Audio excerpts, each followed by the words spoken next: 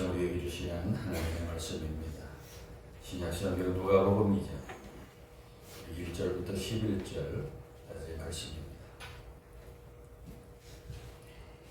그때 가이사 아우구스도가 영을 내려 천하로 다 호적하라 하였으니 이 호적은 브레뇨가 수리아 총독이 되었을 때에 처음 한 것이라. 모든 사람이 호적하러 각각 고향으로 돌아가며 요셉도 다윗의 집 족속이므로 갈릴리 나사렛 동네에서 유대를 향하여 베들레헴이라 하는 다윗의 동네로 그 약혼한 마리아와 함께 호적하러 올라가니 마리아가 이미 잉태하였더라. 거기 있을 그때 해산을 날이 차서 첫 아들을 낳아 방부로 싸서 그 위에 누였으니 이는 여관에 있을 것이 없음이로라. 그 지역의 목자들이 밤에 밖에서 자기 양떼를 지키더니 주의 사자가 곁에 서고 주의 영광이 그들을 두루베주매 그게 무서워하는지라. 천사가 이르되 무서워하지 말라. 보라, 내가 온 백성에게 미칠 큰 기쁨의 좋은 소식을 너희에게 전하노라. 오늘 다윗의 동네에 너희를 위하여 구주가 나셨으니 곧 그리스도 주시니라. 아멘. 요즘 사람들이 기독교에 대해서, 교회에 대해서 비판을 많이 합니다. 왜 교회가 그 모양이냐? 왜 기독교인들이 그리 이기적이냐? 왜 교회를 그렇게 크게 지어야 하느냐? 왜 예수님처럼 하지 않느냐? 왜 가난하고 어려운 이웃들을 더 많이 돕지 않느냐? 이런 비판들을 교회에 많이 합니다. 그런데 이런 말을 들으면은 한편 억울하기도 하지만은 또 한편으로 감사하기도 합니다. 왜냐하면은 그만큼 우리 기독교와 교회에 대한 기대를 버리지 않고 있다는 얘기이기 때문입니다. 그런 비난하는 소리들 중에 천주교를 말하는 사람 별로 없어요. 불교를 말하는 사람 별로 없어요. 그 어려운 이들을 돕는 일을 기독교가 천주교나 불교보다 몇 배, 몇십 배 더 많이 합니다. 실제로 그렇습니다.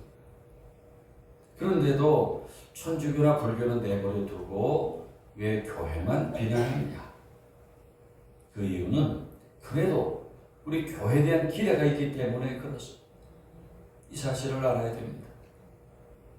여러분, 거리에서 구걸하는 사람들이 전철이나 또 시장에서 한결같이 부르거나 그 트는 음악이 무엇입니까? 내 주를 가까이 하려 하면 십자가 짐 같은 고생이나 이런 거 아니에요? 찬송가 아닙니까? 여러분 혹시 어디에서 구걸하면서 찬송가가 아닌 무슨 찬불가나 천주교의 그레고리안 찬트 같은 거 틀어주는 거 보았어요? 다른 거 안 틀어줍니다. 찬송가를 틀어줍니다. 여러분 왜 그럴까요?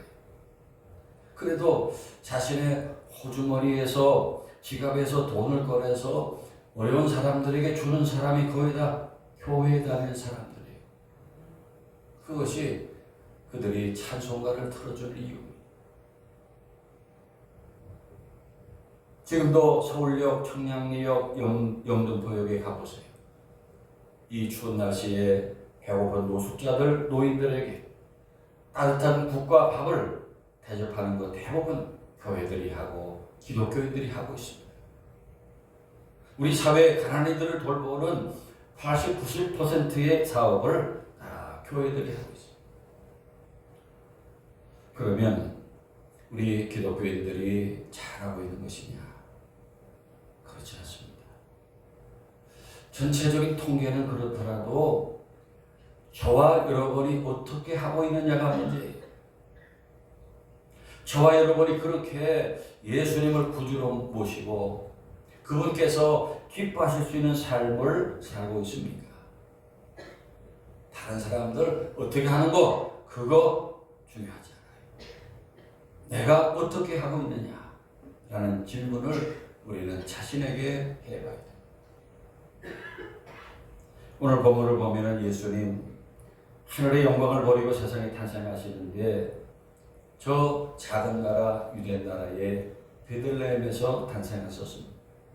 이 베들레헴은 예루살렘 조금 남쪽에 있는 작은 마을입니다. 여기 사당동과 과천만큼 이렇게 거리가 있습니다.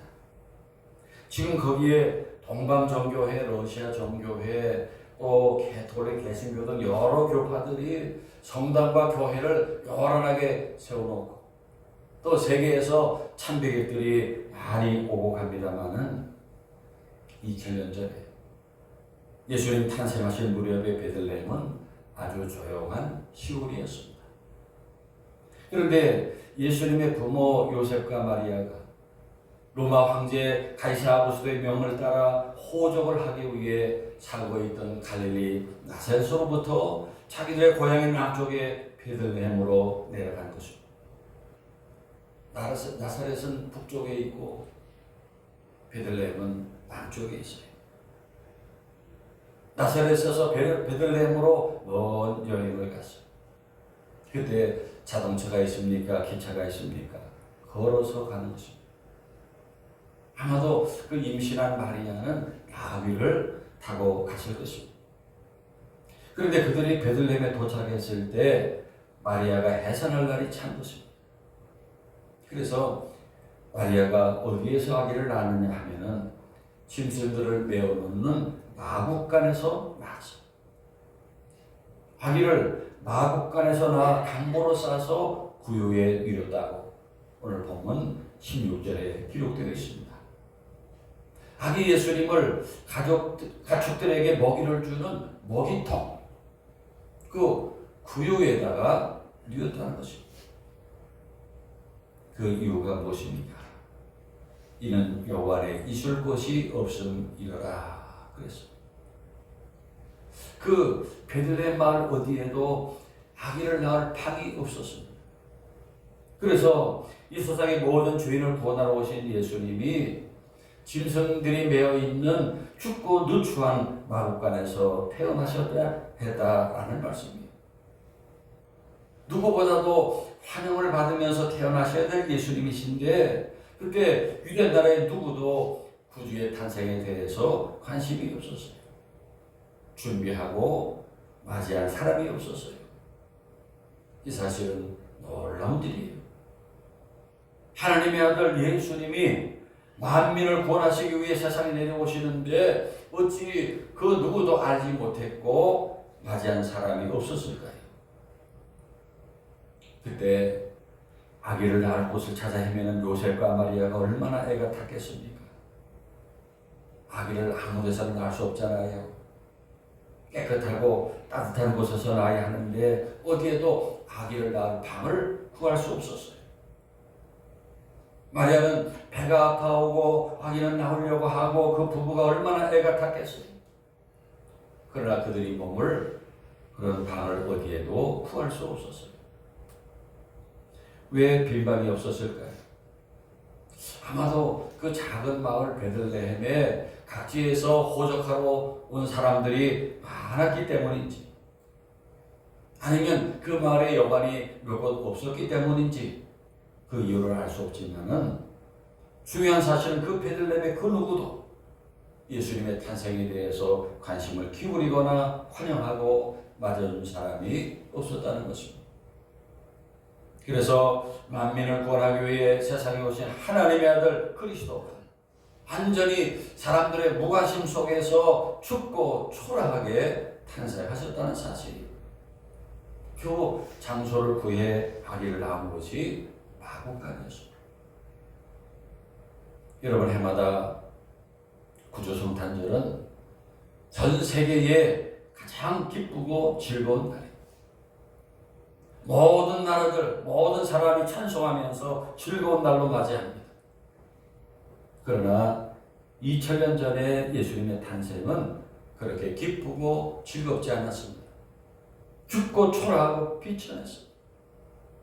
어찌 그 하늘의 영광을 버리고 세상에 오시는 하나님의 아들을 사람들이 그렇게 몰랐을까요? 어찌 그렇게 눈전박대하고 외면했을까요? 아마도 그때 여관 주인들이 그 태어날 아기가 온 인류의 메시아요 구원자시라는 걸 알았다면 절대 그렇게 하지 않았을 것입니다. 그분이 인류를 죄와 멸망에서 구원하시고 안진뱅이 소경 중풍병자 덩어리를 치유하시며 더러운 귀신을 쫓아내시는 그리스도이심을 알았다면, 세상에 불쌍한 과부와 죄인들을 불쌍히 여기고 사랑하시는 주님이시라는 것을 알았다면 결코 그렇게 하지 않았을 것입니다. 그러나 그 사실을 모르는 것입니다. 그렇게 엄청난 분이 자기들 마을에 오셨다는 걸 몰랐어요. 그래서 그 누구도 예수님을 자기 집에서 태어나게 하시는 영광을 얻지 못했어요. 큰 복을 받을 기회를 잃어버리고 말았어요. 만약 그때 누군가 요셉과 마리아를 자기 집에 모셔서 따뜻한 방을 내어주고 아기를 잘 낳도록 이렇게 보살펴 줬더라면 그 사람은 아마도 역사의 이름이 빛나는 영광스러운 인물이 됐을 겁니다. 그리고 성탄절이 올 때마다 전 세계 기독교인들이 그 사람 이름을 얘기하고 찬송과 연극의 주인공이 되었을 것입니다. 그러나 당시 그 누구도 예수님의 탄생을 따뜻하게 도와준 사람이 없었고, 예수님은 초라한 마구간에 쫓겨나서 태어나셔야 했습니다. 그런데 성도 여러분, 오늘날 예수님은 어떠실까요? 머무실 곳이 많으실까요? 지금 세상에 교회도 많고 기독교인들도 많으니까 이제 예수님 머무실 곳이 많아졌을까요? 아닙니다. 그렇지 않을지 모릅니다. 지금도 예수님은 머무실 집을 구하지 못하고 찬바람 부는 거리를 헤매고 계실지 몰라요. 오늘날 교회를 보세요. 교회들을 보세요. 진정 예수님을 구주로 고백하며 예수님 말씀에 순종하며 예수님의 비전을 이루기 위해서 애쓰는 교회들이 얼마나 될까요? 어느 교회는 주일날마다 교인들이 모여서 무엇 때문인지 서로 멱살을 잡고 다투고 분쟁하는 교회들이 있습니다. 또 많은 빚을 내어서 거대한 큰 예배당을 짓고 매월 수천만 원씩 수억씩 이자를 물고 있는 교회들, 거기에 예수님이 계실 곳이 있을까요? 예수님이 사랑하셨던 가난하고 병든 사람들, 감옥에 갇힌 사람들에 대해서 관심 없는 교회들에 예수님 머무실 자리가 있을까요? 오늘날 예수님께서 여기가 내 집이다, 내 교회다 하실 수 있는 교회가 얼마나 될까요? 그리고 오늘날 저와 여러분은 어떻습니까? 여러분의 가정은 예수님을 모실 방이 있습니까? 예수님에게 방 하나 내드릴 수 있습니까? 실제로 예수님께서 좀 쓰자 하시면은 솔직히 예수님 죄송합니다. 우리 집 지금 상황이 예수님 모실 형편이 못 됩니다. 그렇게 하지 않을까요? 그리고 예수님 예배당으로 가세요. 예배당으로 가시지 왜 우리 집으로 오시려고 합니까? 예배당으로 가세요. 그렇게 할 집들이 많지 않을까 생각이 듭니다. 미국에 가서 여행을 하다 보면 곳곳에 여행자들이 머무는 모텔들이 있는데 그 들어가는 대문 입구에 큰 글씨로 두 가지가 써 있어요. 하나는 vacancy, 비어있다, 빈 방이 있습니다. 또 no vacancy, 빈 방이 없습니다. 이 두 가지가 네온사일에 불이 켜져 있어요. 방이 있으면 vacancy, 방이 없으면 no vacancy라고 멀리서도 보이게 네온사인에 불을 켜놨어요. 혹시 여러분의 가정은 no vacancy, 빈 방이 없습니다 라고 불이 켜져 있는 집이 아닐까요? 그렇지 않다면 여러분의 가정이 그리스도인의 가정으로서 예수님 계실 만한 믿음이 있어야 돼요. 그 많은 믿음의 향기가 있어야 돼요. 그렇지 않다면 2000년 전 요셉과 마리아의 방문을 거절했던 베들레헴의 집들과 다를 것이 없을 것입니다. 저는 목사로서 우리 교인들과 대화하면서 어떤 일을 부탁할 때가 있어요. 신앙적으로 권면하는 일이 있어요. 힘드시지만은 일주일에 하루라도 한번 새벽기도 한번 해보실까요? 성경 일독을 해봅시다. 찬양대, 안내위원, 봉사위원, 대표기도 한번 해봅시다. 이렇게 권면하는데 선뜻 오케이 좋습니다. 흔쾌히 따라주는 교인이 있고 죄송합니다. 제가 지금 그럴 형편이 못 됩니다. 바쁩니다. 이미 선약이 있습니다. 저는 그런 일 못합니다. 딱 잘라 거절하는 교인이 있어요. 아마도 순종하는 교인보다 거절하는 교인이 서너 배가 더 많을 거예요. 오늘날 교인들의 믿음이 그렇게 되어 있어요. 가슴에 노 베이컨스라고 써붙인 그런 교인들이 많이 있어요. 마태복음 8장 20절에 보면은 예수님께서 여우도 굴이 있고 공중에서도 거처가 있으되 인자는 머리 둘 곳이 없다 하셨는데 왜 예수님께서 거하실 거처가 없습니까? 다른 이유가 없습니다. 우리들이 방을 내어드리지 않기 때문에. 우리가 전도할 때 사용하는 대학생 설교에서 만든 사형리라는 책자가 있습니다. 이렇게 된 책입니다. 저 뒤에 탁자에도 있으니까 보시기 바랍니다. 4가지 영적 원리. 이 책자에 보면은 뒤쪽에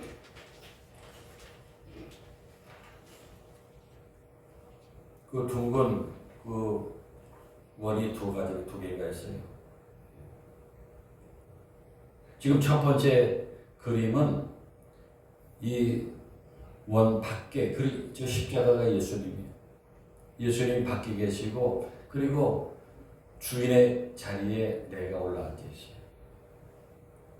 그래서 저 삶이 엉망진창, 정돈되지 않고 혼란스럽습니다.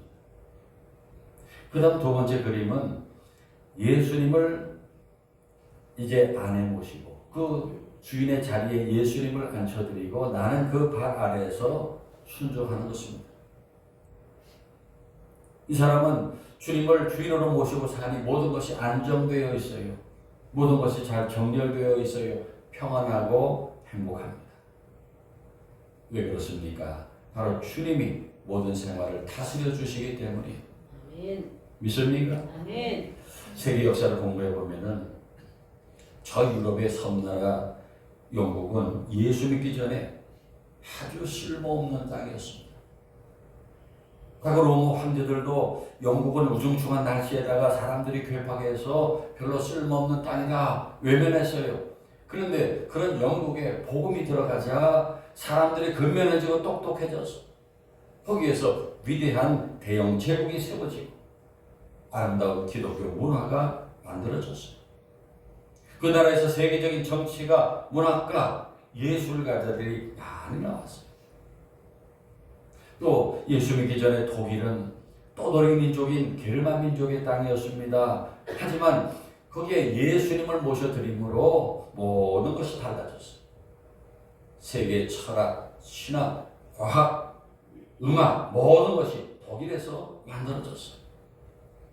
세계적인 거장들이 탄생하는 나라가 되었습니다. 오늘날 초강대국이라고 하는 미국이 왜 엄청난 힘을 가지고 세계를 움직이고 있습니까? 예수 믿는 사람들이 세운 나라이기 때문에, 예수님을 주인으로 모시고 살아왔기 때문에, 오늘날 세계적인 강대국들이 다 그렇게 된 것이 다른 이유가 아니에요. 예수를 구주로 모셔드렸기 때문에. 우리나라 대한민국도 그중 하나입니다. 이 나라가 지독한 미신과 우상에서 해방되고 그리고 일제로부터 6.25 전쟁으로부터 살아남아서 오늘날 이렇게 부강한 나라가 된 이유는 다른 것이 아닙니다. 예수님을 모셔드렸기 때문이라고 믿습니다. 아멘. 참으로 가난하고 비참한 이 나라가 아니었습니까? 제가 어렸을 때만 해도 참 비참했어요. 가난했어요. 그런데 오늘날 이렇게 세계가 놀랄 정도로 발전하고 잘 사는 나라가 된 것은 예수님을 모셔드리면서 그렇게 된 것입니다. 우리 예수님이 우리에게 오셔서 영적인 복을 주시고 세계 예수 믿는 나라들을 통해서 이 나라 지켜주시고 돕게 하셔서 우리나라가 오늘날 이만큼 잘 사는 나라가 되었다고 믿습니다. 그리고 생각해 보세요. 지난날 위기가 많이 있었는데 이 나라를 어느 정당이 지켜줬습니까? 군대가 지켜줬습니까? 아니면 불교나 천주교가 지켜줬습니까? 천만의 말씀이요. 그래도 이 나라에 3만 개의 교회 또 1000만의 그리스도인들을 보시고 하나님께서 지켜주셨다고 믿습니다. 아멘. 그렇다면요, 우리 하나님이 안 되겠다, 틀렸다 외면하시면 이 작은 나라 하루아침에도 무너질 수 있어요.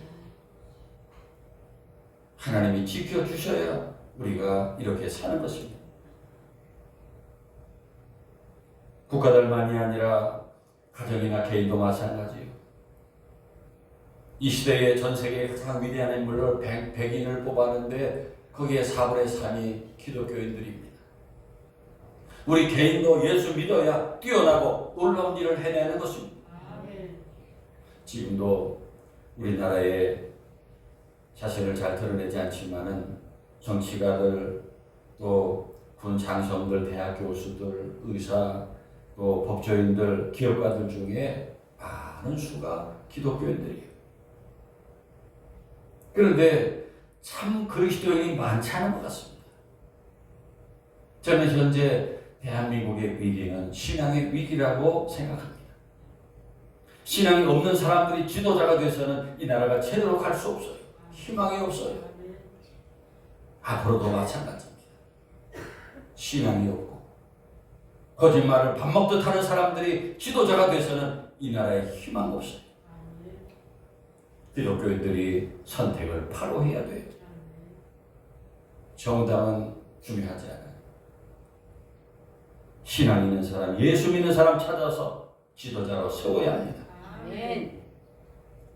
얘기가 조금 세상적으로 갔습니다만은 우리 예수님은 우리를 죄에서 구원해 주시고 우리에게 영생을 주시기 위해 오신 구주이십니다. 아멘. 우리가 죄에서 구원받는 것 얼마나 중요한 일이에요. 우리 인생에 이 구원의 문제보다 더 중요한 문제는 없습니다. 51년 전 1973년 2월에 경남 합천의 해인사에 고등학교를 갓 졸업한 두 청년이 중이 되겠다고 거기에 들어갔어요. 이 두 청년은 행자 동기였어요. 친하게 지내면서 1년 반 동안 밥하고 빨래하고 젓간에서 일을 하고 그리고 각자 자기의 길로 헤어졌습니다. 그때 춘천에서 온 청년에게 자승이라는 법명이 주어졌고 대구에서 온 청년에게는 계정이라는 법명이 주어졌어요. 자승은 승승장구에서 대한불교조계종 제33대, 34대 총무원장을 지냈습니다. 이 사람의 그 부와 권력이 대단했습니다. 대통령, 정치가들, 기업가들, 연예인들 이 사람 만나려고 줄을 섰었어요. 동국대학교 좌지우지했어요.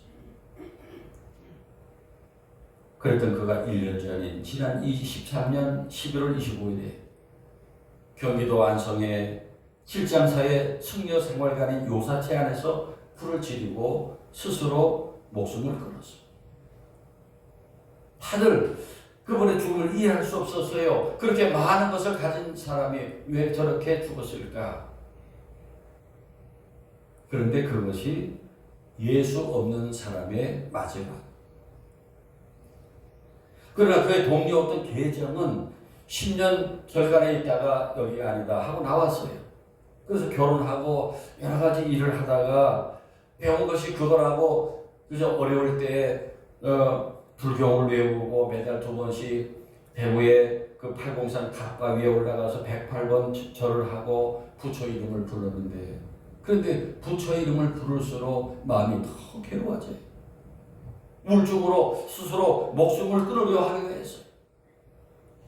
그랬더니 그가 교회를 나가게 되어서 거기서 진리를 발견하고 그 성령을 받고 신학교를 졸업해서 목사가 되었어요. 자승의 둘도 없는 친구입니다. 최봉익 목사라는 분이요. 이 목사님이 지금 자신이 받은 은혜와 사랑을 코스타 강사로 일본과 필리핀 세계 각지에 다니면서 거기 유학생들에게 또 선교지에 많은 사람들에게 전하고 있어요. 이 친했던 두 사람의 그 마지막이 예수를 왜 믿어야 하는지를 보여줘요. 예수를 믿어야 구원을 받고 영생을 얻고 이 세상에서도 넘어지지 않고 참되게 살아갈 수 있는 것을 믿으시기 바랍니다. 아멘. 사랑하는 여러분, 그 예수님을 위해 여러분의 만문을 열어주시지 않으시겠습니까? 아멘. 예수님을 다시 추운 마국간으로 가시게 해서는 안 되겠어요. 오늘 아침 여러분의 만문을 활짝 열어, 여러분의 집에 현관문을 활짝 열어서 예수님을 모셔 드립시다. 아멘. 예수님을 모시고 상상할 수 없는 하늘의 놀라운 은혜와 땅의 풍성한 복을 받는 여러분 모두가 되시기를 축원합니다. 아멘. 기도드리겠습니다. 사랑의 하나님 아버지, 저희들에게 너무도 귀하신 독생자 예수님을 보내주셔서 감사합니다. 그런데 2000년 전 베들레헴의 사람들은 구주 예수님을 알아보지 못하고 태어나실 방을 내어드리지 않는 무례를 범했습니다. 그런데 오늘 우리들도 마찬가지로 예수님을 무시하고 예수님 몸으실 거처를 내어드리지 않고 있지 않은가 반성합니다. 이제 우리가 내 집의 문을 활짝 열어 주님을 모셔드리고 내 마음의 문을 활짝 열어서 주님 내 안에 들어오셔서 내 인생이 복을 받고 내 운명이 변하고 하늘과 땅에 시온의 대가 활짝 열려지는 저희 모두가 되게 하여 주시옵소서. 아멘. 그리스도 예수님의 이름으로 기도하옵나이다. 아멘. 아멘.